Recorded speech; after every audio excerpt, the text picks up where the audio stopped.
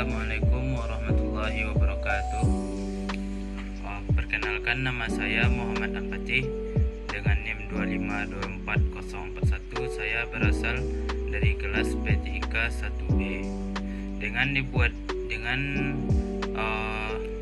tujuan dibuatnya video ini, saya ingin membuat UAS PTI saya take home, membuat video tentang konsep-konsep umum, konsep dasar tentang materi pertama, yaitu tentang basis data, yang kedua tentang sistem operasi, yang ketiga tentang sistem jaringan, yang keempat tentang jaringan komputer, dan yang selanjutnya tentang kecerdasan buatan. Baiklah, sebelum saya mulai menjelaskan materi-materi di atas, marilah kita membaca basmalah untuk kelancaran pembuatan video ini. Bismillahirrahmanirrahim.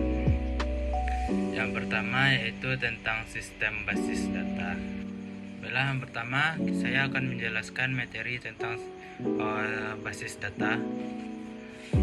Sistem komponen basis data adalah bagian-bagian penting yang membentuk sistem untuk mengelola data.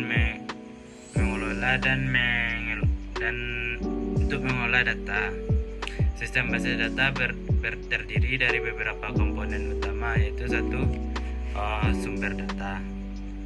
Merupakan data yang digunakan dalam sistem basis data. Ada beberapa jenis sumber data, seperti data internal yang berasal dari organisasi dan eksternal yang diperoleh dari luar organisasi, dan data streaming yang dihasilkan secara real time. Contohnya data transaksional dari penjualan di toko, data publik dari internet, dan data sensor dari perangkat IoT. Jenis yang kedua yaitu teknologi pengolahan data. Merupakan teknologi yang digunakan untuk mengelola dan memproses data. Termasuk di dalamnya adalah sistem manajemen basis data atau DBMS, seperti SQL, database, dan NoSQL database, data lakes dan data warehouse untuk menyimpan data besar, dan platform pengolahan big data seperti Apache Hadoop atau Apache Spark. Yang ketiga yaitu infrastruktur. Merupakan komponen yang mendukung pengiriman data antara sistem. Ini termasuk middleware dan API untuk menghubungkan sistem. Jaringan untuk mendukung pengiriman yang aman, dan keamanan untuk melindungi data dari akses tidak sah. 4. Manajemen data.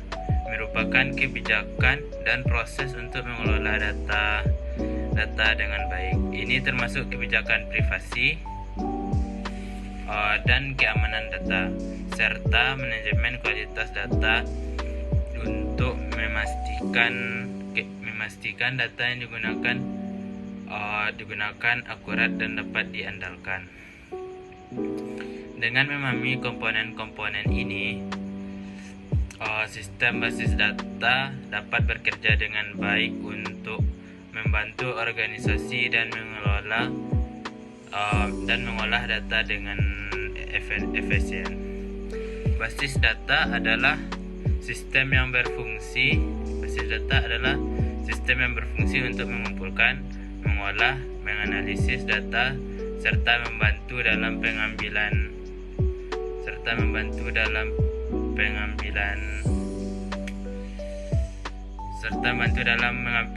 keputusan berdasarkan data yang telah diproses. Misalnya, ketika kamu menggunakan data untuk melacak pengeluaran bulananmu, aplikasi tersebut mengumpulkan data yang transaksional dari berbagai sumber seperti rekening bankmu, kartu kredit, dan dompet digital. dan dompet digital.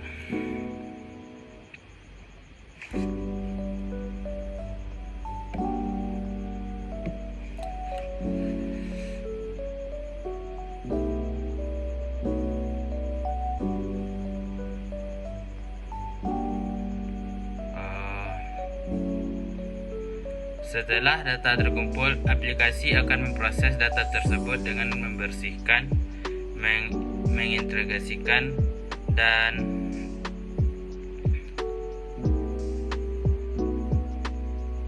mentransformasikannya menjadi informasi yang berguna seperti laporan pengeluaran. Kemudian aplikasi yang menganalisis dan transaksi tersebut menggunakan metode statistik atau machine learning untuk memberikan insight tentang pola pengeluaranmu. Dengan bantuan insight ini, kamu dapat membuat keputusan yang lebih informatif dan efektif dalam pengeluaranmu. Selain itu, aplikasi ini juga akan terus belajar dari data baru yang masuk untuk menghasilkan keputusan yang lebih baik di masa depan. Basis data adalah kumpulan informasi yang disusun secara struktur, memungkinkan pengguna untuk menyimpan, mengakses, dan mengelola data dengan efisien. Dalam konteks teknologi dan informasi, basis data berfungsi sebagai fondasi penyimpanan dan pengelolaan informasi. Biasanya terdiri dari tabel-tabel yang saling terkait. Pengelolaan basis data dilakukan melalui sistem manajemen basis data atau dalam kurung DB. Pengelolaan basis data dapat dilakukan melalui sistem manajemen database atau DBMS yang memfasilitasi operasi penyimpanan, pengambilan, dan pembaruan data. Sistem operasi adalah seperti otak dari komputer.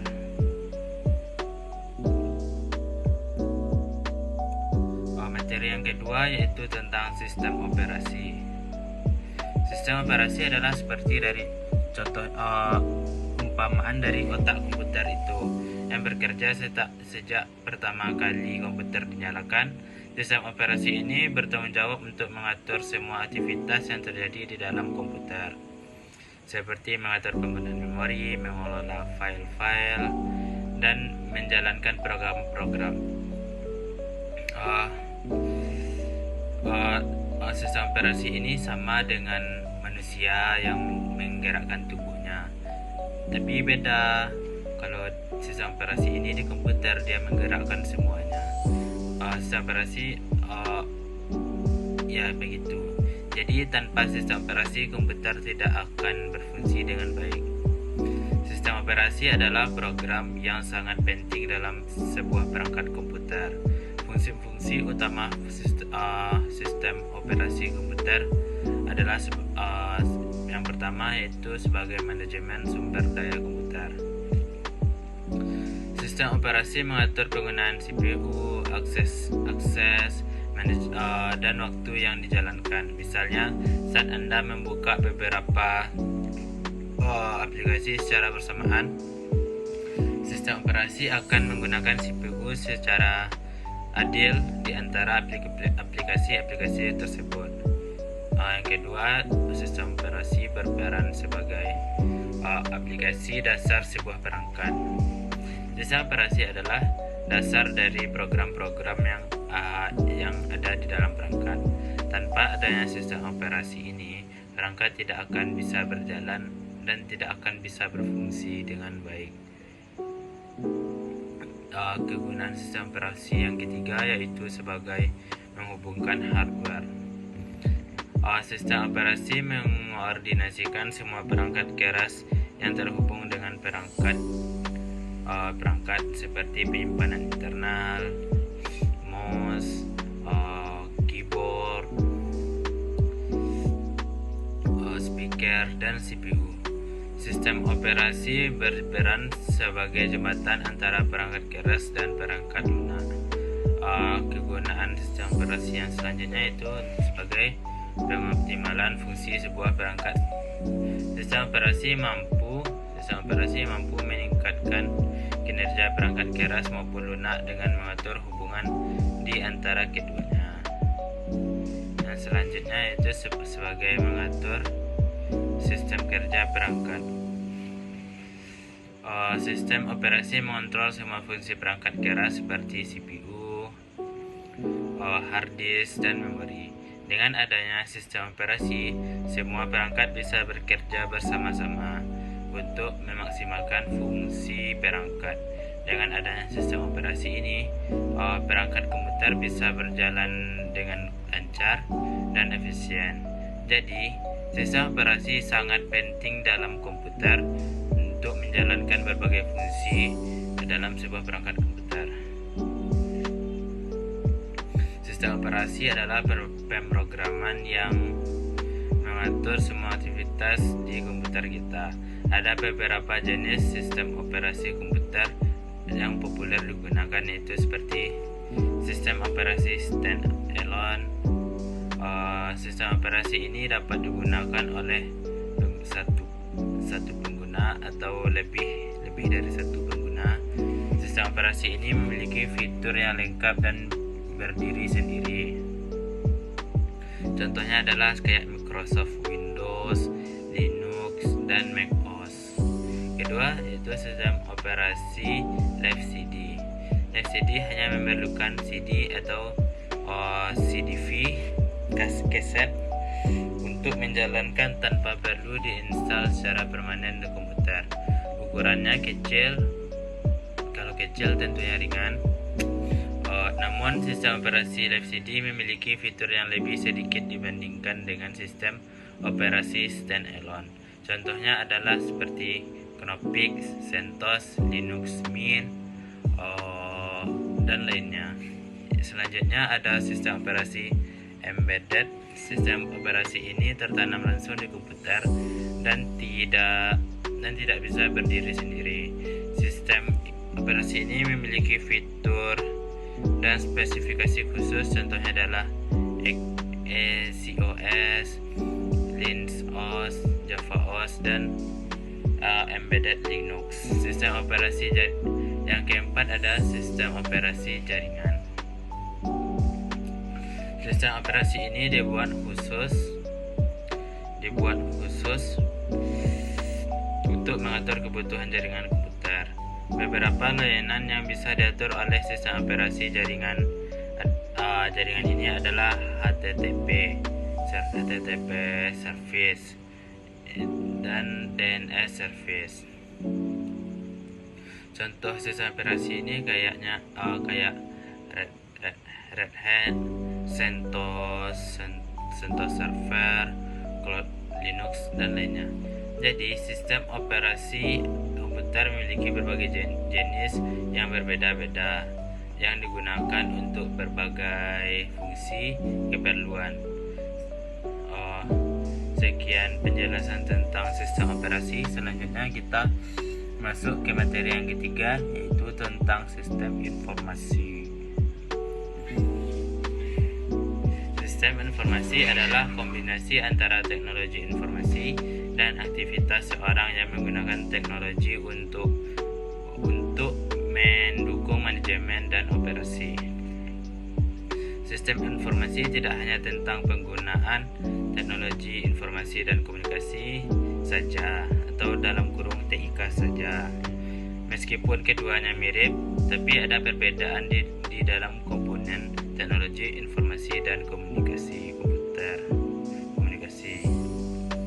Perbedaan utama antara sistem informasi dan TIK adalah pemanfaatan teknologi informasi untuk mencapai tujuan. Sistem operasi yang berbeda dari proses bisnis, tetapi dapat membantu mengontrol kinerja dari proses bisnis. Sistem informasi sangat penting bagi suatu instansi. Sangat penting bagi suatu instansi. Sistem informasi sangat penting bagi suatu instansi atau perusahaan karena dapat membuat kerja menjadi lebih sistematis dan terarah. Tujuan dari sistem informasi adalah untuk menyediakan informasi yang lebih akurat, tepat waktu, dan relevan untuk mendukung pengambilan keputusan yang lebih efektif atau keputusan yang lebih bijak.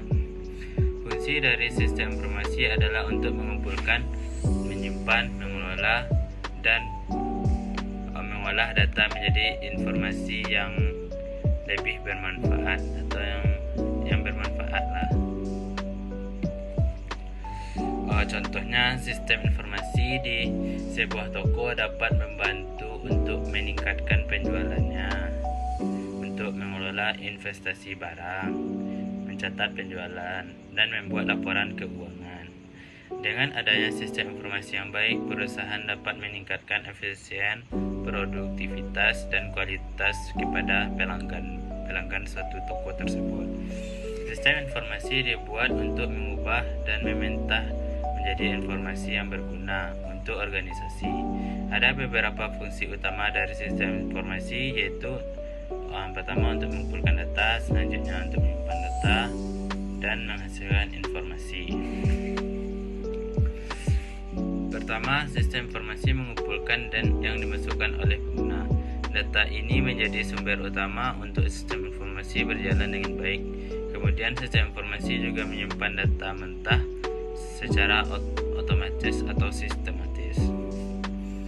Penyimpanan data ini penting untuk proses pengolahan data menjadi informasi yang berguna.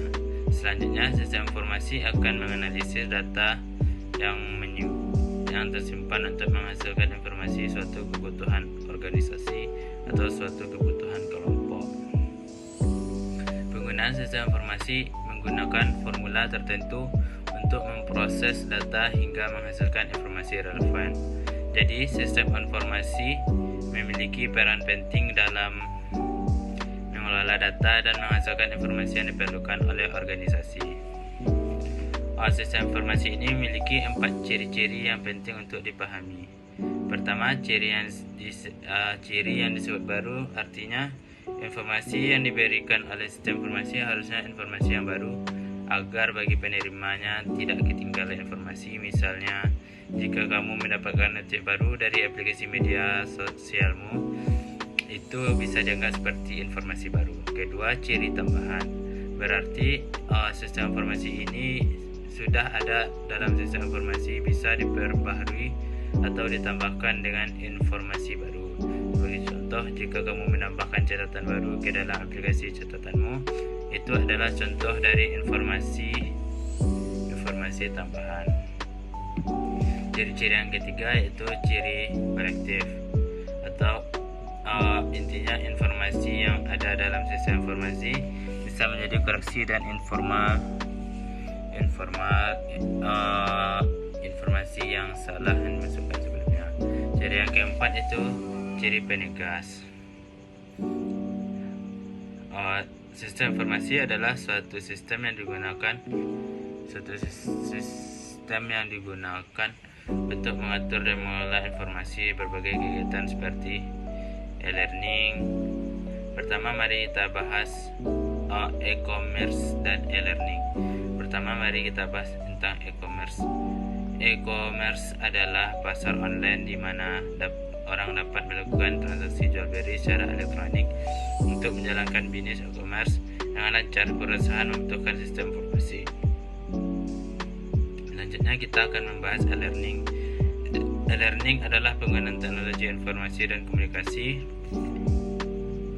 dalam proses belajar mengajar. Di era pandemi seperti sekarang ini, sekolah menggunakan sistem informasi untuk proses belajar, karena kita tidak bisa keluar rumah karena pandemi ini. Di e-learning kita bisa belajar, mengumpulkan tugas, membuat nilai, membuat daftar kehadiran. Para guru juga dapat menggunakan sistem informasi untuk mengakses bahan ajar secara online. Selanjutnya kita masuk kepada materi keempat, yaitu tentang jaringan komputer.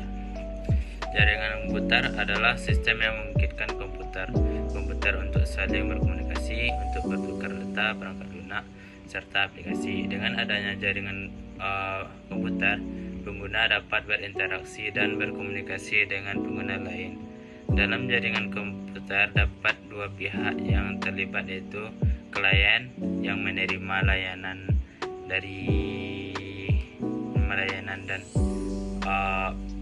dan server yang memberikan layanan. Sistem jaringan ini dikenal dengan istilah client server. Cara kerja jaringan komputer adalah dengan menghubungkan beberapa komputer melalui node yang bisa berupa modem, switch, atau peralatan komunikasi data lainnya. Node ini berperan sebagai penghubung antara komputer ke komputer lainnya dalam sebuah jaringan. Manfaat dari jaringan komputer adalah memungkinkan berbagi data, perangkat lunak, dan aplikasi antar komputer, serta memudahkan interaksi dan komunikasi antar pengguna. Jaringan komputer juga memungkinkan pengguna untuk mengakses informasi dari berbagai sumber dengan cepat dan efisien. Manfaat jaringan komputer. Jaringan komputer memiliki banyak manfaat yang dapat membantu kita dalam berbagai hal. Salah satunya adalah dalam berbagi informasi, di mana kita dapat lebih mudah berbagi sumber daya seperti data, perangkat keras, dan akses internet. Misalnya, jika kita memiliki printer dan terhubung ke jaringan, kita bisa mencetak dokumen dengan printer tersebut dengan kita hubungkan ke komputer kita terlebih dahulu. Selain itu, jaringan komputer juga memungkinkan kita untuk terhubung ke internet. Kita bisa mengirim email atau berkomunikasi dengan rekan kerja secara online. Jaringan komputer juga membantu dalam hal keamanan dan manajemen data. Dengan menyimpan data secara terpusat di server bersama, kita lebih aman dan mudah untuk dikelola. Jaringan komputer adalah cara bagi komputer untuk saling terhubung dan berkomunikasi satu sama lain. Ada beberapa jaringan komputer yang berbeda seperti LAN, PAN, MAN, CAN, VPN, WAN, dan internet.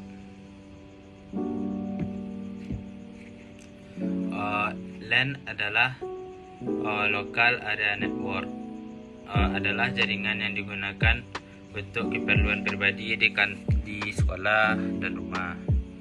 PAN adalah Personal Area Network, jaringan yang digunakan untuk keperluan pribadi di kantor atau rumah.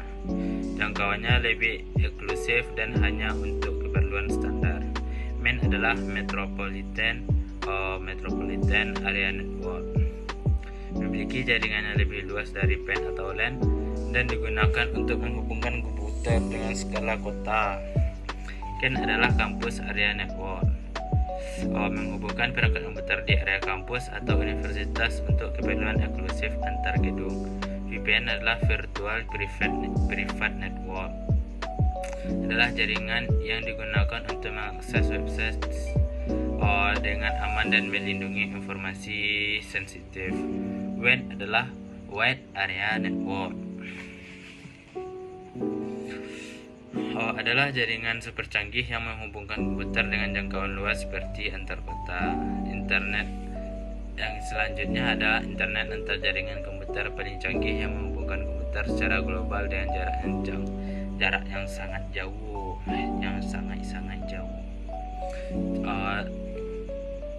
semua jenis jaringan ini memiliki kegunaan dan kelebihan masing-masing dan penting untuk dipahami agar kita bisa menggunakan teknologi komputer dengan lebih baik. Selanjutnya kita akan membahas tentang materi kecerdasan buatan atau EA, kesingkatan dari Artificial Intelligence, adalah bidang ilmu komputer yang mempelajari cara membuat sistem komputer yang bisa berpikir seperti manusia. Sistem komputer EA ini dia dia bisa berpikir seperti manusia, dan sama-sama bisa belajar, sama-sama bisa berpikir dan menyelesaikan masalah seperti manusia. Untuk dapat melakukan hal-hal tersebut, AI membutuhkan banyak data sebagai dasar pengetahuan. Contohnya seperti manusia yang belajar dari pengalaman. AI juga membutuhkan data, pengetahuan, dan pengalaman agar bisa belajar atau bekerja lebih baik. Proses belajar AI ini dilakukan secara mandiri, di mana AI belajar dari pengalaman saat digunakan oleh pengguna. Selain itu, AI juga diprogram untuk bisa memperbaiki dirinya sendiri ketika melakukan kesalahan. Jadi AI adalah teknologi yang diciptakan untuk membuat komputer bisa belajar dan berpikir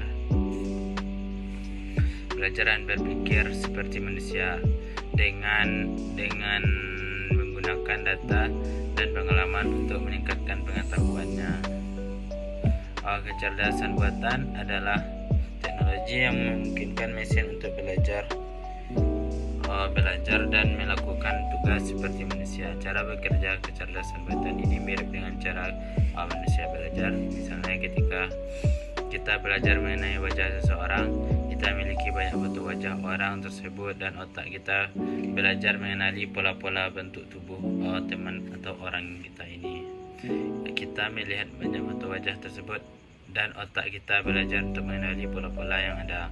Sama halnya dengan kecerdasan buatan atau AI ini membutuhkan banyak data untuk belajar. Data ini bisa berupa gambar, teks, suara, atau informasi lainnya. Kemudian kecerdasan buatan menggunakan algoritma cerdas untuk menganalisis dan data tersebut untuk membuat sistem dapat belajar sendiri. Contohnya dalam bidang machine learning. Sistem akan belajar dari data yang diberikan dan dapat meningkatkan kinerjanya seiring dengan waktu. Selain itu, kecerdasan buatan juga mencakup berbagai bidang seperti machine learning, neural network, deep learning, dan computer vision. Kecerdasan buatan adalah teknologi yang digunakan dalam berbagai aspek kehidupan sehari-hari, seperti industri, bisnis, pendidikan, dan lainnya. Salah satu contohnya adalah chatbot. Chatbot ini adalah program komputer yang menggunakan kecerdasan buatan untuk bisa berkomunikasi dengan pengguna melalui teks.